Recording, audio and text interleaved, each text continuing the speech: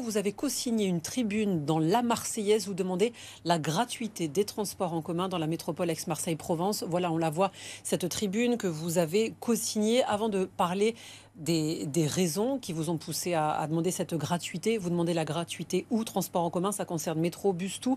Oui, là, C'est ça ça? concerne tout, oui. Dans la tribune, c'est ce qu'on propose. Alors, pourquoi on a voulu proposer cette gratuité? Pour en faire un électrochoc d'abord. Parce que, moi, je vais vous donner juste un chiffre. Quand je commençais à travailler, en fait, la concentration de CO2 dans l'atmosphère, vous savez, je suis scientifique, je prends ma petite casquette de scientifique, c'était 370 parties par million.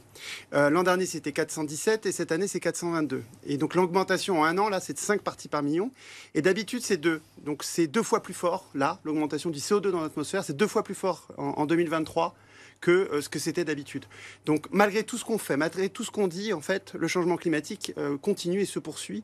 Et il y a la nécessité vraiment de faire une grande bifurcation écologique et de changer complètement de paradigme. D'où la tribune. Vous parlez écologie pour motiver par des raisons écologiques, mais vous parlez d'autres raisons, notamment sociales dans la tribune. Évidemment. Mais juste pour terminer sur l'écologie, avant de parler des autres raisons, est-ce que vous êtes certain que les personnes ne prennent pas les transports car ils sont payants et que cette mesure ferait abandonner la voiture?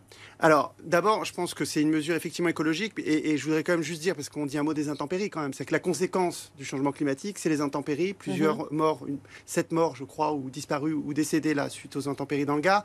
C'est les canicules, c'est les sécheresses, c'est ça qu'il y a derrière. Moi, je voudrais quand même le rappeler à nos Mhm. concitoyens. Donc, oui, c'est une mesure importante d'un point de vue écologique parce que l'idée, c'est qu'il faut arrêter de prendre sa voiture. Bon. Et donc, et arrêter de prendre des voitures qui sont polluantes, hein, notamment, d'où l'idée des ZFE, etc. Mais les gens nous disent, c'est bien joli, mais il n'y a pas les transports en face, ou les transports ne sont pas accessibles, ou ils sont trop chers, etc. Donc l'idée, c'est de faire un choc et de dire, non, prenez les transports en commun, ça sera gratuit. Partout, ça a été mis en œuvre.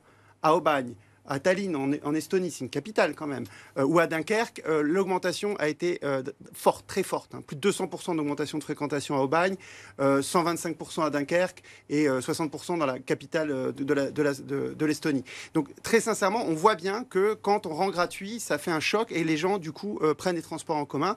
Et c'est aussi quelque chose économique, c'est-à-dire que socialement, au vu de l'augmentation des cours du pétrole et tout, c'est quand même quelque chose d'important de dire, non, sur le transport, pour aller travailler, vous n'avez pas besoin de payer.